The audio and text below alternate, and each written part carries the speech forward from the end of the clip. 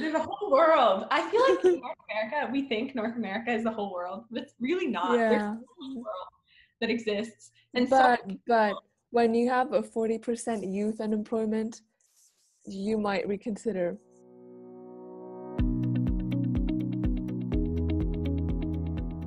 First question, did you apply to financial aid?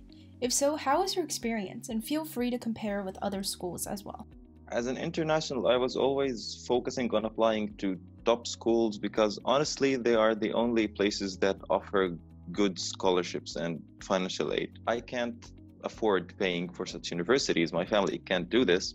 So I was really focusing on applying to top schools. And if I would like to advise any international student is to focus on the big places because they are the only places that offer you a good financial aid.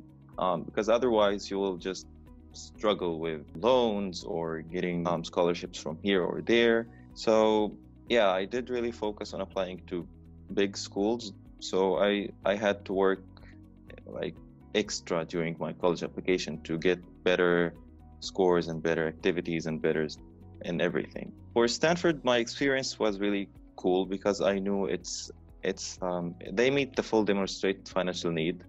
And I had a brother before me who graduated from Stanford, and it was really great for him. So the financial concern was the last thing to worry about regarding Stanford. Like I was just get in, and they will take good care of you.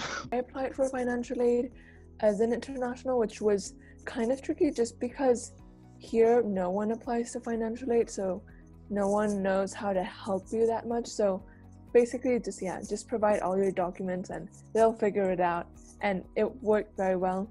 But it's true that, for example, Stanford was super generous with my financial aid, and it's like amazing financial aid, but other universities were very, very different. So like, for example, Brown, I had to pay like $20,000 more a year, which was 3 times more a year. So like it made a huge difference. So I really think it depends on universities, and luckily Stanford is super generous. So with my financial aid, like document processing, I actually set it late in the priority deadline for restrictive early action, but it came in. It was fine. My experience with financial aid has been pretty positive. Stanford has been like extremely generous with my financial aid. Like my first financial aid letter was basically $5,000 in contribution a year. That's only in student contribution. My parent contribution was 0. And so that's 1.5K in student contribution, 3.5K in work study. But because of recent COVID-19, they waived the 1.5K. So now I just have 3.5K in work study this year. So like my financial aid package from Stanford is like extremely good because I'm a first generation low-income student, and I can just cover the rest of my work study with scholarships, which I'm doing. And for scholarship money, so far I've won $33,200 in scholarships, and I applied to around 60 more the other week. So I'm just waiting for them to come in. 20K of that could be used for grad school, which I'm definitely doing. Financial aid, as an international, only five colleges are need blind for us. So those are Harvard, Yale, Princeton, MIT, and Amherst. So Stanford's not one of them. And in my personal experience, the need blind ones were more generous with my financial aid, in the sense that I got more aid from Yale and Princeton. And it is somewhat weird in the sense that those colleges gave me more than I required. Like they just threw money at me, or whatever you want to call it. Like I didn't need that much aid, but it's okay. For me, I also, like all of you, have the experience where if they did not provide financial aid, there's absolutely no way in the world. Like tuition is absolutely crazy. And I oftentimes hear people like think that when they're applying for university, it might like sway against them if they apply for financial aid as an international, because it is need aware. But I've met I just recommend applying for financial aid because you want to make sure if you get accepted, you can go.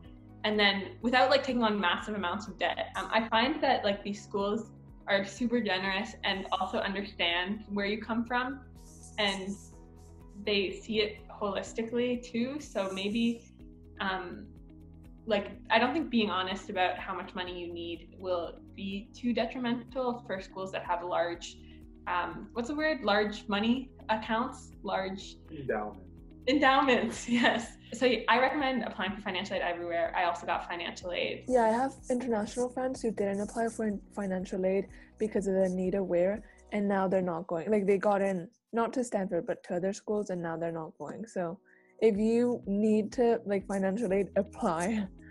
Second question is, how would you compare need-blind versus need-aware college admissions? Stanford is need aware, so they don't say if your financial need lowers or higher your chances, but it affects. So you never know how, but it does affect how they look at your application. When I had my meeting with my admission officer and the people from my region, one of them said that if he wants to, he put in his application that he doesn't want to apply for financial aid, but now with the coronavirus and everything, he wants to apply for financial aid. And as you know, Stanford's policy says that if you don't say that you will apply for financial aid when you apply in your application, you can't get any financial aid in the 4 years. So the admission officer said that this could be challenging to do because whether you need financial aid or not was a determining factor in their admission process. So Stanford really puts that into account. There are only 5 universities in the United States that are need blind for international applicants, which are MIT, Harvard, Yale, Princeton, and Amherst. And I applied to these. I got into MIT, but my financial aid at Stanford was much more generous. So Stanford meets the full demonstrated need more than those who are need blind for the international students, but they are need aware. So if you want to apply for financial aid as an international student, you should be a very qualified applicant. I wish Stanford would become need blind since it's got such a large endowment, but I think I just applied, and if I got in and if I got the financial aid, then that worked out, and if I didn't, then, but I had to try, so that's what I did. The difference is basically that some colleges, the amount of aid you'll need is a factor in their admissions decision, and for most others, for the need-blind colleges, they don't care how much aid you require. If they want you, they'll give you whatever aid you need. And in my experience, I was somewhat equal between the need-blind and need-aware colleges. I did get rejected from MIT among the need-blinds, and among the need-aware ones, they were generous to me. It wasn't that they weren't ready to provide financial aid.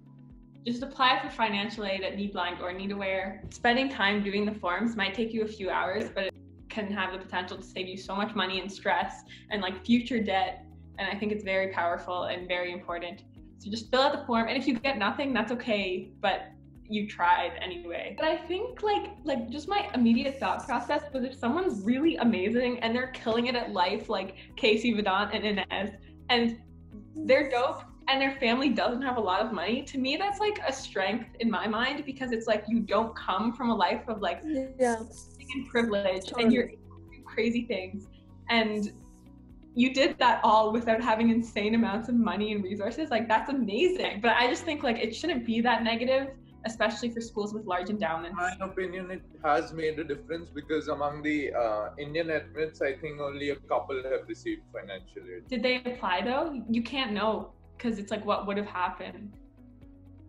Yeah, but it's just that all of them didn't apply. So among those who had applied, only a few got in. So I can't say really. But it has been my experience, even in the previous years from our school and all, it is very rare for someone to get into Stanford with aid. For me personally, in Spain, everyone I know who's gone to Stanford hasn't had financial aid, but I don't think they applied for financial aid either, because in Spain, I don't think people know that financial aid exists, or they don't think it's true, because of the whole, there's a myth of American loans, and everyone thinks that you have billions of loans, which is true for some universities, but maybe not for others. I guess my opinions are based on my experiences. So if I had different experiences, I'd probably have different opinions like you guys. But 3 kids got in from my school, and we were all Canadian citizens, and we all applied for financial aid and received generous amounts of financial aid to Stanford. So just like from my experiences, every kid who's gone into Stanford from Canada has asked for aid. I don't know whether Stanford being need aware affected my decision or a friend of mine's decision who also got in with the same like financial status as me as being low income first gen. Like for my family, it's our income's like $16,000 a year for a family of 3. And like in my counselor's letter to the college, she probably emphasized like that my school's like majority low income, like 80 to 90% of students are low income, and that my city's in the bottom 10% of the county socioeconomically. So I don't know if my financial aid status had an impact on my decision, but I would see like from the view of a admissions officer, maybe they would see like someone coming from a low socioeconomic status while achieving a lot might be worth admitting. I think that just so people who watch this video, for Stanford is need blind for like US citizens and then need aware for internationals. Third question, did you have to negotiate your financial aid package? It was great. No. I would have maybe, but because Stanford's financial aid was so good, I didn't have to negotiate with other schools, so I just went directly to Stanford and that was it. Yeah, I would have, even though I didn't apply to MIT, my friend actually did and he got in, and same financial status as me, first gen low income, and to compare the aid, my original cost of attendance for Stanford was like $5,000 a year, while for my friend at MIT, that's going to MIT, his cost of attendance at MIT is like nothing. He pays nothing each year. He actually gets money left over in terms of refund. He gets like around 4,000 something in refunds per semester at MIT. So that's totals to around $8,000 in the refunds a year at MIT. And his financial status is $14,000 a year for a family of 4, while I'm $16,000 a year for a family of 3. So it's comparable. Yeah, so like my friend in the same financial status got better aid at MIT, but I think it varies. So no, I didn't negotiate with any colleges. I was comfortable with the aid I received at each one. I also did not negotiate, but I probably should. Caltech gave more aid, so maybe that means more. I don't know what it means, but I think there's nothing wrong with negotiation. If something good happens, then they're not going to make you pay more if you ask, so you should ask. Final question, did you apply to any scholarships? If so, how did you find scholarships and how did you win them? Only financial aid from Stanford. And it was really, like, it's nearly a full scholarship. Personally, I did try and find for scholarships, but sadly, like, the Spanish government has no scholarships for undergrads. And for the US, you had to live there. So there were no scholarships. And if anyone knows of any, please tell me. So on the topic of scholarships, as I mentioned before, to date, I've won $33,200 in scholarships, and that's from 3 scholarships so far. One was a $20,000 scholarship from the Michael and Susan Dell Foundation. And for scholarships, I just keep on applying. My browser has like so many tabs of different scholarship lists. I just go through each one and look at the eligibility, the deadlines, and just apply to all of them. And even if they're just $1,000, $2,000, or $5 or $10K, I keep on applying. And even if you get rejected, it's fine. You apply to a lot of scholarships, so you increase your chances of getting money by applying to more scholarships. And I get my scholarship resources from teachers, mentors, advisors. It's very useful to talk to college counselors at your school, maybe if you know couple college students, something like that. Like I've gotten a lot of scholarship lists that I have, like a spreadsheet. I didn't apply to any external scholarships, but I did, apply to some merit scholarships that some colleges offer, and did get a few of them, like from Vanderbilt and Duke. But I haven't used any of them. I'm coming to Stanford. I want to reiterate, like similar as Ines, a lot of the scholarships that are available, like a lot of companies in the US have like Amazon Future Engineer, like Google scholarships, like McKinsey scholarships, like all these big companies have scholarships. So if you're in the US, definitely apply, but they tend to only apply for people who are US citizens or live in the US. And since I'm neither, that made it hard. So for me, I started like scouring the internet for scholarships that applied to international kids. And I applied to, I think, a scam scholarship. And I gave my like personal information, like not like my name and stuff, and my Stanford ID number because they asked for it. And in hindsight, never give your like university ID number anywhere because it's not required. And also like just trust your gut and like double check with someone if a website looks legit or not. So that was a yikes because I was like kind of desperate for scholarships. And so I applied, but then I sent an email to Stanford saying that I shared my Stanford number if everything was okay. Everything's fine. Like there's a lot of scams that exist, so just like try not to fall for one. And then if you do, try and reach out to the right people to help you. If you're thinking about applying to a school, like consider Canada. If you're Canadian, or I don't know about internationals, but they give you merit scholarships based on your average. So a lot of kids in my grade get like, so the tuition for Canadians is like 15,000 Canadian dollars minus 10,000 Canadian dollars because you have a 95 average. So it's like much, much cheaper than the US for a lot of people. So that's also a good option, I think. Spain is almost free, so if you want to go there. Right? Yes. Yes. There's a whole world. I feel like in North America, we think North America is the whole world, but it's really not. Yeah. There's a whole world that exists. And but when you have a 40% youth unemployment, you might reconsider